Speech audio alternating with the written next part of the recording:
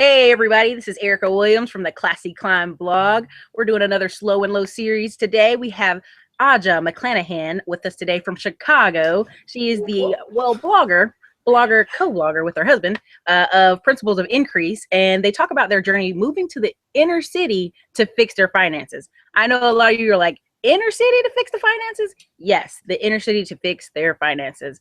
Aja, welcome today. Thank you so much for having me, Erica. This is going to be fun. I'm excited to tell you all about what we have done and, are continuing to do. You put that very gingerly, the inner city. Usually I tell people we moved to the hood, but I don't always like using that terminology because hood kind of has a negative connotation attached to it. But I say the hood or the ghetto because sometimes that's a way for people to kind of understand what we did and where we live and how we live. We definitely live in the heart of the inner city of Chicago, and it wasn't always that way. We actually my husband and I are both suburbanites, and we now live in the hood, but it's not what you think. We are hood rich, but it's not what you think. So I'm excited to tell you what hood rich life entails for us. So hood rich life. All right. I like that. I mean, so are you guys are from the Chicago area, like the suburbs of that area, or from a whole nother state? Yeah, so we're from the south suburbs of Chicago. We even lived in the northwest suburbs. We are, socioeconomically, we are suburbanites. We both came from middle class families, and we've always lived in the suburbs, but about 5 years ago, we had an opportunity to get a house with no mortgage. Where we live, the property values are very low, property taxes are very low. And it's not just us, we actually know other people who've gotten houses for cash. They don't want a mortgage, they want to live their life, they don't want to be strapped down to servicing debt. And so, a really feasible alternative is moving into a neighborhood like we live in Englewood, and having a house with no mortgage, which is what we did. And it was actually a catalyst for us in our personal finances. In 2013, we were able to take the money that we would have spent probably on a mortgage or high property taxes, or we took that money and we were able to put it towards paying off our debt, and we accomplished that goal in 2013. We're totally debt free. No mortgage, no car note, no student loans, no credit card debt. We are debt free. So that's why I say we are hood rich. We live in the hood. Sometimes people go to the suburbs and they get the $350,000, $450,000 house with all the middle class accoutrement, that includes your Beamer, your Benz, your, whatever. And then all the toys you have to have, all the flat screen TVs. We don't have one flat screen TV in our house, but I can tell you, we're hood rich in the sense that we live in a community where we know our neighbors. We don't have to work like dogs. I get to homeschool my kids. I'm not tied to a cubicle so I can pay a mortgage. I'm at home every day and, working with my kids. I get to be actively involved in the community, in my church. To me, it's a really high quality of life. And, we get to travel because we got money. We literally have no bills. So earlier this year, we were like, we don't want to do winter. So we did winter in California for six weeks.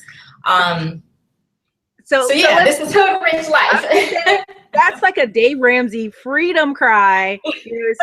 I'm completely debt free. I don't have the car, the student loans, none of that debt. And so many people will pull to you right then go, well, how did she do that? How is that possible?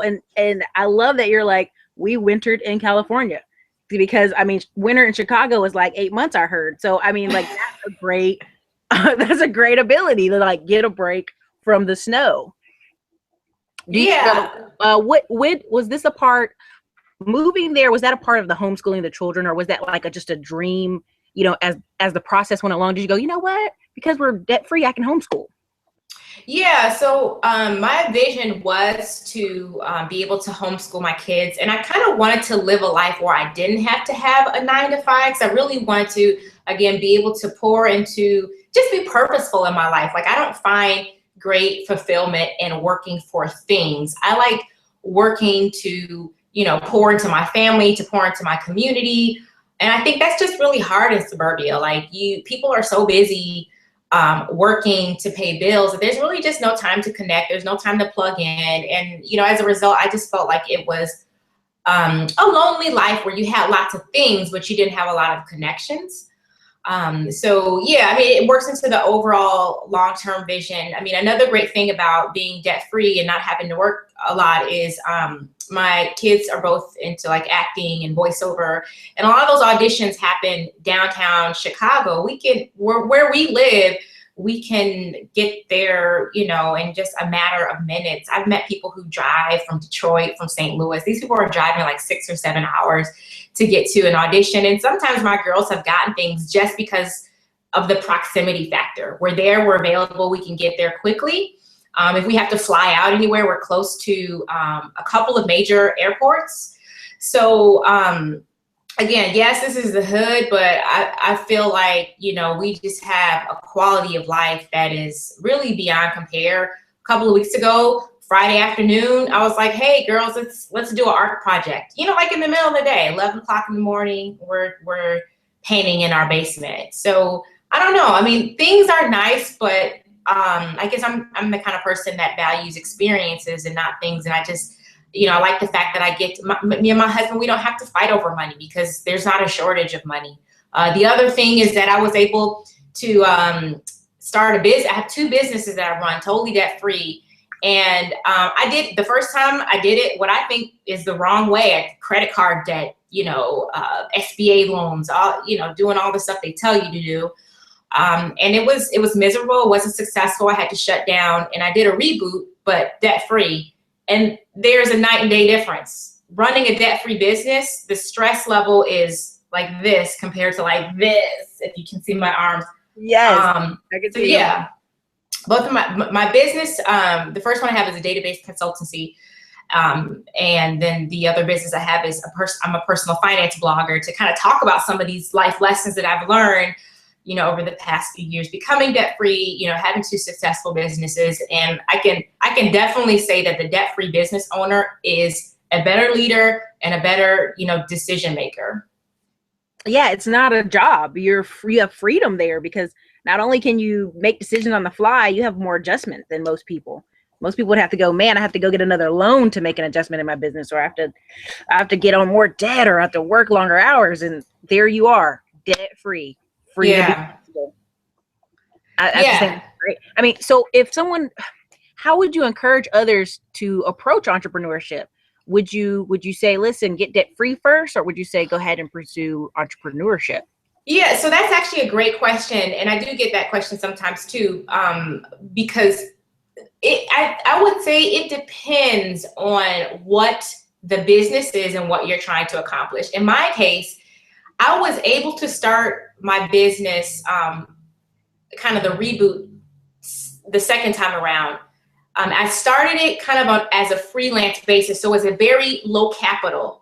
You know, if you can start a business with an internet connection and a phone, and it's not going to cause you to go into more debt, I would say do it, because what happened for me is once I did that, it actually began to pad our debt snowball really nicely. Whereas if you feel like, okay, well, I've got this lifelong dream to start a car wash, and I know that's going to be, you know, that's going to be the business that makes me a millionaire or gets me out of debt. If you have to go and borrow $250,000 to start the car wash and then hope that you'll make that money back, that's very, very risky, especially if you're not used to dealing with large amounts of money like that. So I think, and this is the great thing about the time that we live in, literally if you have an internet connection, you are eligible to be a business owner. Even if you don't, you can go down to Starbucks and buy some coffee, get your internet from Starbucks. And if you can get online, you can be an entrepreneur. So you can have an idea and launch it in just a few hours. You can have an idea and buy a domain name. You're an entrepreneur, you know. You can have an idea, make a phone call and say, hey, I have this service. And if somebody says yes, which this has totally happened to me, I'm like, I have an idea to do something. Let me just make phone calls and see if there's a demand. Like, you can go to market the moment you get the idea. So if it's not capital intensive, I say start it, go for it. because it could start as a way to pay off your debt, and then it can turn into a business, because that's what happened in my case. I started it as a way to pay off debt, and it was just going so well that I even still run the database consultancy today. I tell people, even if they just have a cell phone. Yes, if you have a smartphone. A mini computer. Have you seen some of those phones? They're like gigantic, and they're like typing with their whole hand. And I'm like, you could write a blog. You could have a website. You could start a Shopify site today. Yeah. Especially young people who are like phone. I'm like, you can take pictures instead of throwing them on WorldStar, put them on YouTube, put some positive on YouTube, you know? Yeah. I just love that you're in Chicago, and I know you guys have like a boohoo of museums up there. I think that's just awesome that you have the freedom to kind of go, hey girls, you know what we're going to do today? Field trip. We're going down there and we're going to take a break. So if I was to Google you guys, and I'm going to Google your website and I'm going to look for you, what would you want me to see? What would you want me to get from, if someone goes online and they go, you know, I'm going to look up Aja. I'm going to look her up, because I've seen this video with Erica. I'm going to Google her. What would you want them to see about you, and what are you hoping they see? Yeah, so hopefully my online presence reflects kind of the life lesson that I'm trying to teach people. And that's, I think one of the more prominent stories and more popular stories that I've written about is, you know, being hood rich, how we moved to the hood and how it saved our finances. And everyone might not feel comfortable with that approach to their finances, and that's okay. The point of the matter is, don't be afraid to take a step back so that you can have a really firm financial footing as a foundation or a springboard to every other endeavor that you like to accomplish in life. I work with people who are like, I want to be a millionaire. They have all these dreams, they have all these goals.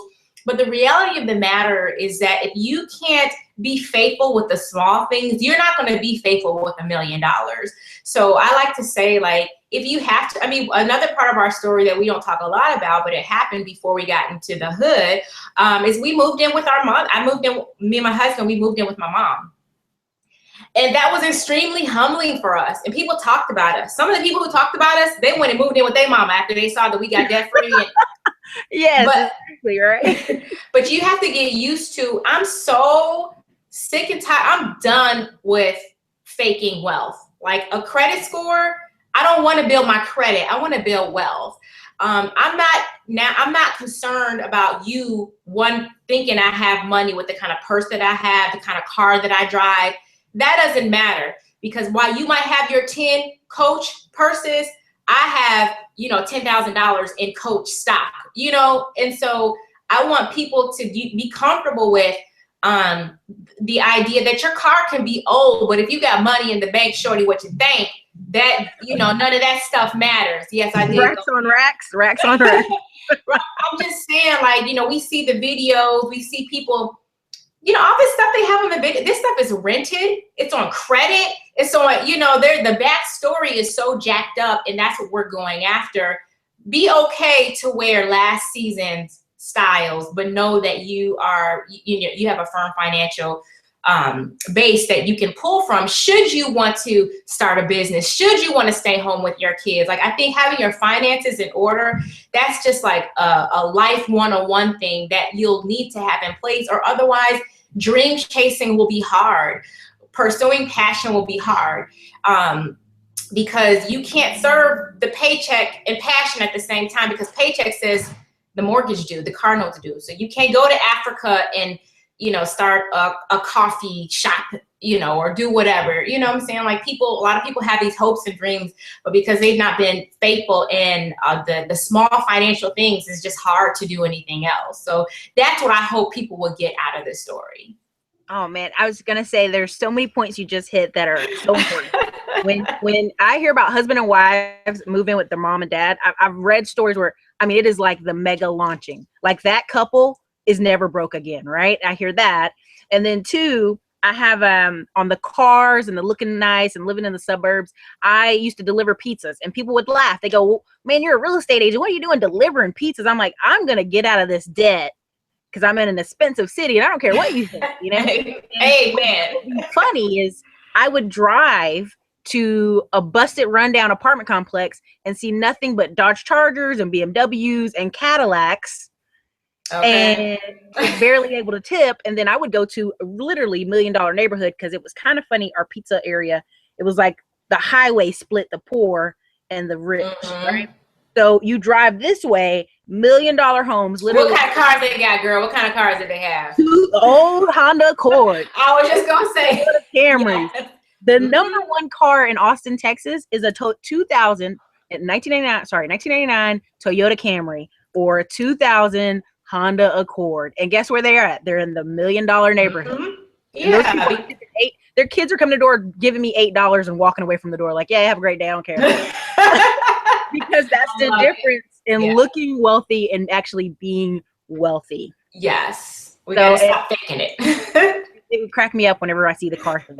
Because I'm like, that's fake. Don't worry about that. That person's stressing. I mean, I'm serious. Like I went to a financial seminar, and the guy literally said the average person in here, if they have a 2013, 2015 vehicle, no, it was like, 2013, 2015 vehicle, they're paying anywhere from $600 to $800 car payment. Then they're paying anywhere from $200 to $300 insurance. So just imagine, and he was calling people out. Imagine a guy in his 30s with student loan debt, a $600 car payment, and $200 insurance. Of course, he's living with his parents. He can't afford nothing. Right? Yeah. So I just love that your story is we lived there so we could launch to, freedom. Yes. So if I, I just love that. I love that you're doing that. So if I have someone and they're coming to you and they go, Aja, look, and I have $50,000 in student loan debt, and they're like, what can I do? I'm stuck. What would be the steps you would do to kind of start with them to kind of get them free? So the first thing I would recommend is that you check out my book, Debt Free in 24 Hours on Amazon.com. Say that book again. I couldn't hear it. It's Debt Free in 24 Hours. Debt Free in 24 Hours. Yeah, it's on Amazon.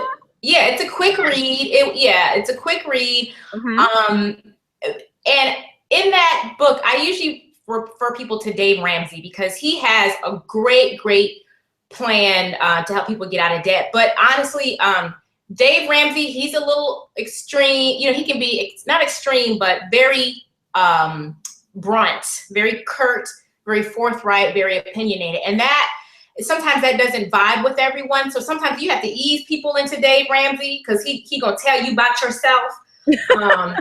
So I try to kind of soften people and get them ready for Dave Ramsey. And so that's why I wrote Debt Free in 24 Hours, just to let people know, like, hey, you can do this. And when you're ready, there are a lot of resources out there to help you along the way. So I would say, number one, check out my book. Number two, don't just check it out. Take notes. Check out some of the resources that are noted therein, specifically the Dave Ramsey Total Money Makeover. You need a plan. For years, we would say, oh, we're going to be debt free. We're going to be debt free. We would go to church and shout on Sunday and, but then we would go on Monday and bounce a check or something. Now, my husband, he's good. I would do that. But eventually we figured out that the money was going to come in the mailbox like we thought it was going to come. And so we got a plan and actually started paying it off. So you'll need a plan. And then once you make this, go with the plan. Don't try to do your own thing. Well, I'm going to pay the highest interest off first.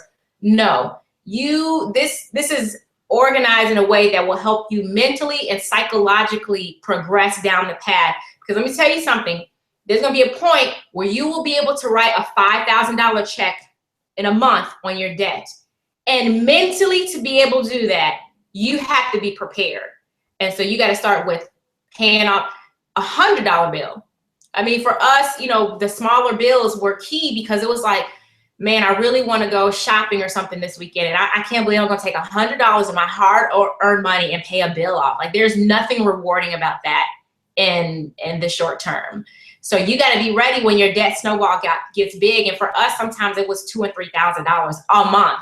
That's not even our utilities, groceries, but I couldn't imagine just starting there. That I would be like, no, that's a Mexico vacation. I'm not paying $3,000 in debt. So you got to start small and build up, because you will get that big fat debt snowball. But then when you get there, you'll be like, dang, next month, this $5,000 will go in my pocket and not on the bill. So I think that's exciting. I think it is. And once you hear $5,000, I think it's the average American, no, 76% of Americans, if they needed to get $2,000 for an emergency, they could not do it. They would have to go find a loan or find some kind of a payday loan place. And I just thought, wow. Yeah, I heard another statistic where if people had to come up with $1,000, 64% of Americans couldn't do it. $1,000. So yeah, these are sad numbers. You can't come up with $1,000, $2,000. Another statistic, and it might be a little old, saying that when people retire, the average retiree can't write a $5,000 check. Wow. I think it's there's another one about the average 50-year-old right now, because they're talking about all the baby boomers have less than $10,000 in their like long-term retirement. I'm like, you're 50. You only got about 15. You might not even have 15 years to say. Right. You have 10. Yeah. You might get fired from your job. Like if if you work a strenuous labor kind of job, you're not going to want to do UPS boxes at 55. Come on now. Come on, somebody. You're not going to want to do a lot of this stuff that it took to get there. But that's just stuff that blows my mind. And honestly, like, I feel like you guys ought to write a couple of books, because I'm serious, because people will go, they are how old and they're debt free? Just get out of my face. Because people think it's only engineers or doctors who are going to pay off all this debt. And I'm like, no, if you make a plan, stick to it, you can be young and debt free. Oh yeah, and we've never been super duper high income earners now. Now we're a lot better, but for much of our marriage, we were a one income earning, marriage. So, and when we made the decision, we were on one income that was getting eaten up by bills. You just make the decision and everything else will flow out of that decision. I started selling things on Craigslist and eBay and just taking odd jobs. So where there is a will, there is a way. So yeah, and again, I just kind of want to go back to something I said earlier, where if you're debt free, you can do a lot of things. I'm grateful to be able to. I get to go out into the community and tell people. Like just yesterday, I was with some high school kids, telling them like, hey, while I got you in a captive audience, I got your attention. Let's talk about how you're going to pay for school and avoiding loans and stuff. But again, if I was chained to a cubicle because I had a mortgage and car notes to pay, I wouldn't be able to get that message out. So it's like so critical for you to get in your place, because there's people waiting to hear from you, waiting for your ministry or your business or whatever your purpose is. And if you're just caught up in, oh, I gotta buy something from Victoria's Secrets every week or something, if you're caught up in that, there, no good can come from that. You gotta stop thinking about you. There's a bigger picture here. Yeah, I mean, it's amazing that you can talk to young people about how to pay for college. I still meet people who are like, I don't know. And I'm like, do you know that school over there is $35,000 a year? This school over here is 12. I mean, like the numbers almost, they don't even hear it anymore, because they like, oh, college is expensive, you're going to have debt. But I used to go in there to the financial aid office and talk with the director. And it's called an index. If you have any college students in the future you talk to, it's called an index if they go in their financial aid of their school. And it's all the scholarships ever created. Because sometimes somebody's grandma dies and they go, I want to donate this $10,000 in my grandma's name. And no one knows about it because the family doesn't promote it. No one talks about it. It's not like, so it just sits there on the books, just in the bank, collecting the school interest, and their school's like, well, it's here. You can look for it. Right. So, no, that's great. I met people who went to school absolutely free and then walked away with extra every single semester. So it can be done. It can be done.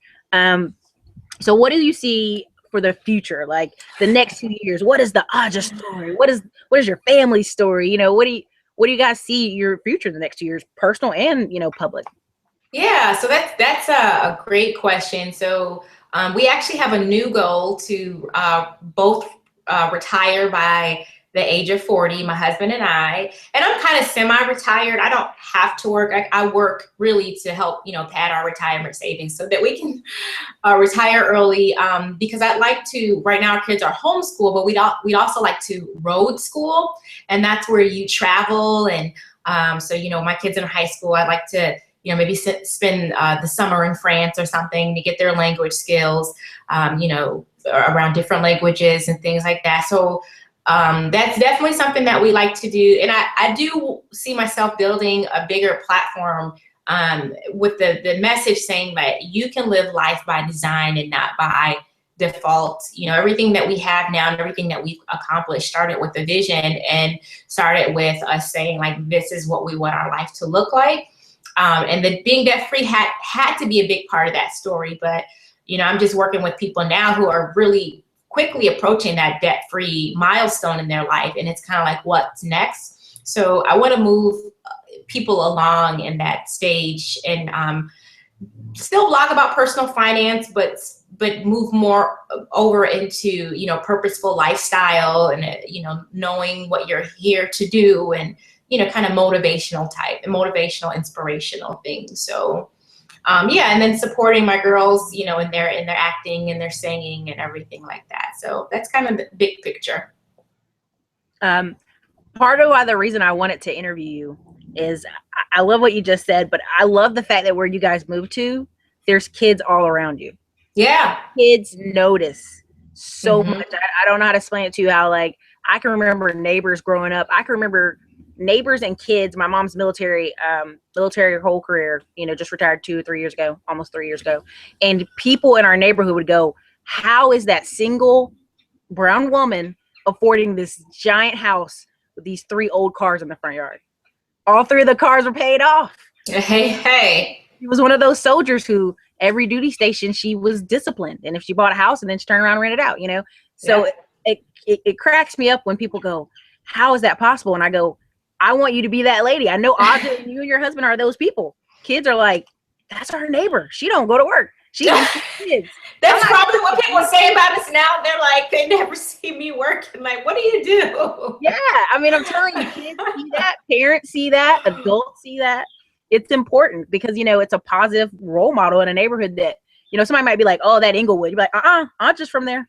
You know, like you can't, you know, it just changes the dynamic of what people can say about that neighborhood. Yeah. And the kids that are seeing you right now. Yep. There's some girl who saw you and goes, I want to stay home with my kids when I get older. And in a positive way. Like, I want to stay home and my husband works. And so I just love that. That's why I wanted to reach out to you and interview you today. But thank you. As a little bonus, I always ask if they could start over in their journey and they had $500, what would they do?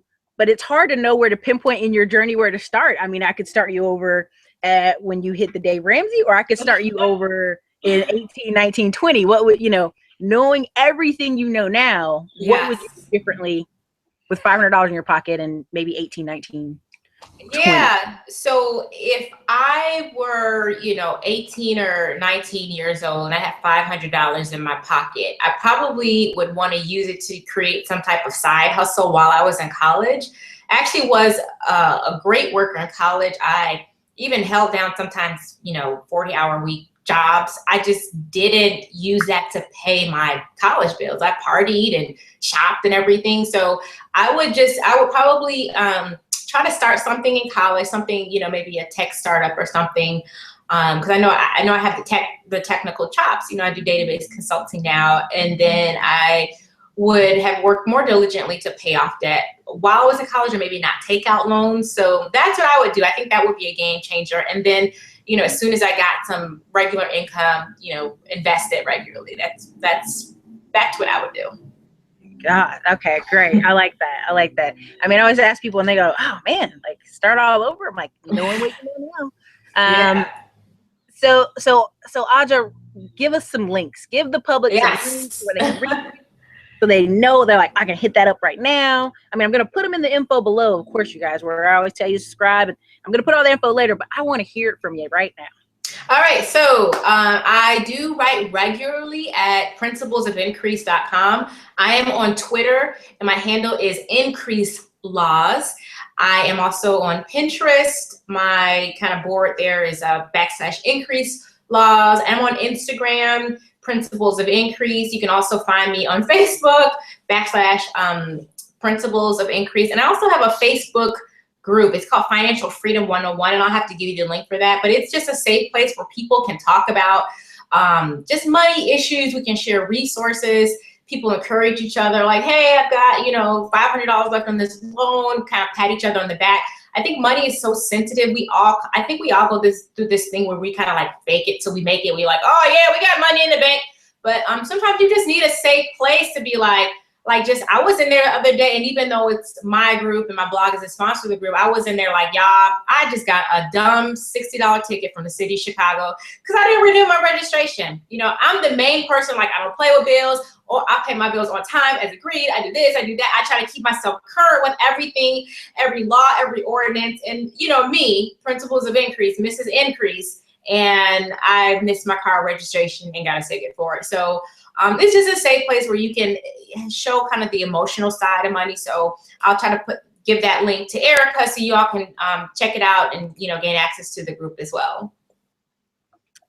Well, Aja, I've loved what you shared today. I look forward to. I know you're going to be doing some public speaking. I know you're going to write another book. I feel it. If I come to Chicago, you guys, you know I'm going to do a meetup, you guys. So already. Yes. So sorry, I was getting excited. So Aja, thank you for being here today. Thank you for sharing your story. Thank you for continuing to share your story with the public, with the community, with your daughters. Everybody, this is Erica from the Classy Climb blog with another Slow and Low series with Aja McClahanan today of Principles of Increase. You guys definitely check out her blog, Principles of Increase. Check her out on Twitter. Go on Facebook. Have a great group you can talk with your personal financial money with. Someone who's positive, keeping it real. There you have it right there. Financial Freedom 101. It's a great Facebook group. We're all going on it. So let's talk about some good stuff on Facebook.